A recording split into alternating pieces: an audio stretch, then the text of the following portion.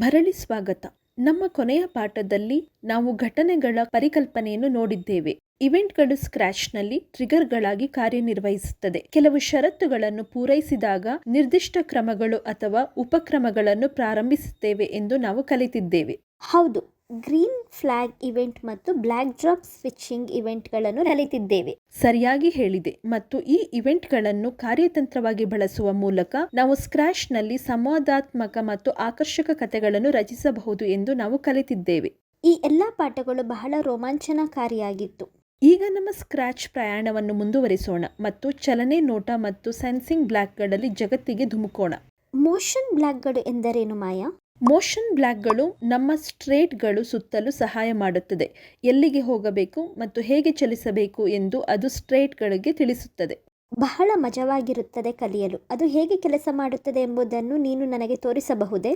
ಖಂಡಿತ, ಈಗಲೇ ಪ್ರಾರಂಭಿಸೋಣ. ಈ ಬ್ಲಾಕ್ ಮೂವ್ 10 ಸ್ಟೆಪ್ಸ್ ಇದು ಒಂದು ನಿರ್ದಿಷ್ಟ ದಿಕ್ಕಿನಲ್ಲಿ ಹೆಜ್ಜೆಗಳನ್ನು ಇಡಲು ನಿಮಗೆ ಸ್ಟ್ರೇಟ್ಗೆ ಹೇಳಿದಂತೆ. ಹಾಗಾದರೆ ಇದು ಸ್ಟ್ರೇಟ್ಗೆ ವಾಕಿಂಗ್ ಸೂಚನೆಗಳನ್ನು ನೀಡುತ್ತಿದೆಯೇ? ಹೌದು, ಪೂರ್ವ ನಿಯೋಜಿತವಾಗಿದೆ. ಇದು ನಿಂತಿರುವ ದಿಕ್ಕಿನಲ್ಲಿ 10 ಹೆಜ್ಜೆಗಳಲ್ಲಿ ಸ್ಟ್ರೇಟ್ ಅನ್ನು ಮುಂದಕ್ಕೆ ಚಲಿಸುತ್ತದೆ. ಇದು ಎಷ್ಟು ಹಂತಗಳನ್ನು ತೆಗೆದುಕೊಳ್ಳುತ್ತದೆ ಎಂಬುದನ್ನು ನಾನು ಬದಲಾಯಿಸಬಹುದೇ? ಹೌದು, ನೀನು ಬದಲಾಯಿಸಬಹುದು. ನಿನ್ನ ಸ್ಟ್ರೇಟ್ ಎಷ್ಟು ದೂರ ಹೋಗಬೇಕು ಎಂಬುದನ್ನು ನಿರ್ಧರಿಸಲು ನೀನು ಅದರ ಹೆಜ್ಜೆಗಳ ಸಂಖ್ಯೆಯನ್ನು ಬದಲಾಯಿಸುವ ಮೂಲಕ ನಿರ್ಧರಿಸಬಹುದು. ಇದು ನೀನು ಹೇಳಿಕೊಟ್ಟಂತೆ ಮಾಡುತ್ತದೆ. ಹಾಗಾದರೆ ನಾನು ಅದನ್ನು 20 ಹೆಜ್ಜೆಗಳು ಎಂದು ಹಾಕಿದರೆ ಸ್ಟ್ರೇಟ್ 2 ಪಟ್ಟು ದೂರ ಹೋಗುತ್ತದೆ. ನೀನು ಇದನ್ನು ಸರಿಯಾಗಿ ಅರ್ಥ ಮಾಡಿಕೊಂಡಿರುವೆ. ನೀನು ಬಹಳ ಉತ್ತಮವಾಗಿ ಕಲಿಯುತ್ತಿದ್ದೀಯ. ಪಾಯಿಂಟ್ ಇನ್ ಡೈರೆಕ್ಷನ್ ಬ್ಲಾಕ್ ಬಗ್ಗೆ ಮಾತನಾಡೋಣ. ನಿನ್ನ ಸ್ಟ್ರೇಟ್ ಯಾವ ರೀತಿಯಲ್ಲಿ ನೋಡಬೇಕೆಂದು ತಿಳಿಯಲು ಇದು ಸಹಾಯ ಮಾಡುತ್ತದೆ. ಅದು ಹೇಗೆ ಮಾಡುತ್ತದೆ? ನೀನು ಕೇವಲ ಡಿಗ್ರಿಗಳಲ್ಲಿ ಕೋನಗಳನ್ನು ಹಾಕು ಮತ್ತು ನಿನ್ನ ಸ್ಟ್ರೇಟ್ ಆ ದಿಕ್ಕಿಗೆ ತಿರುಗುತ್ತದೆ. ಹಾಗಾದರೆ ಇದು ಸ್ಟ್ರೇಟ್ಗೆ ದಿಕ್ಸೂಚಿಯ ನಿರ್ದೇಶನವನ್ನು ನೀಡಿದಂತೆ. ಹೌದು, ನೀನು ಇಲ್ಲಿ ಬೇಕಾದದ್ದು ನಿನ್ನ ಸ್ಟ್ರೇಟ್ ಮುಖವನ್ನು ಮಾಡಲು ಇದು ಸುಲಭವಾದ ಮಾರ್ಗವಾಗಿದೆ. ಸ್ಟ್ರೇಟ್ ಅನ್ನು ವಿಭಿನ್ನ ರೀತಿಯಲ್ಲಿ ಚಲಿಸುವಂತೆ ಮಾಡಲು ಇದು ತುಂಬಾ ಮಜವಾಗಿದೆ. ನೀನು ಸರಿಯಾಗಿ ಹೇಳಿದೆ. ಈ ಬ್ಲಾಕ್ನೊಂದಿಗೆ ನಿನ್ನ ಸ್ಟ್ರೇಟ್ ಡ್ಯಾನ್ಸ್ ಮಾಡಬಹುದು, ಸ್ಪಿನ್ ಮಾಡಬಹುದು ಅಥವಾ ನೀನು ಇಷ್ಟಪಡುವ ದಿಕ್ಕಿಗೆ ತಿರುಗಿಸಬಹುದು. ಕೊನೆಯದಾಗಿ ಗೋ ಟು XY ಬ್ಲಾಕ್ ಬಗ್ಗೆ ಮಾತನಾಡೋಣ. ಇದು ನಿನ್ನ ಸ್ಟ್ರೇಟ್ ಅನ್ನು ವೇದಿಕೆಯಲ್ಲಿ ಒಂದು ನಿರ್ದಿಷ್ಟ ಸ್ಥಳಕ್ಕೆ ಹೋಗಲು ಸಹಾಯ ಮಾಡುತ್ತದೆ. ಇದು ಹೇಗೆ ಕೆಲಸ ಮಾಡುತ್ತದೆ?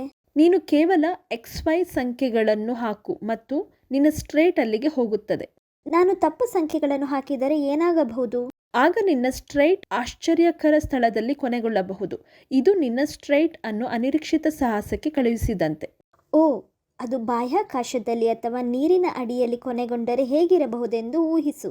ಅದು ನಮ್ಮ ಯೋಜನೆಯಲ್ಲಿ ತಮಾಷೆಯ ಟ್ವಿಸ್ಟ್ ಆಗಿರುತ್ತದೆ. ಆದರೆ ಚಿಂತಿಸಬೇಡ, ಸರಿಯಾದ ಸಂಖ್ಯೆಗಳನ್ನು ಬಳಸಿಕೊಂಡು ಅದನ್ನು ನಾವು ಸರಿಪಡಿಸಬಹುದು.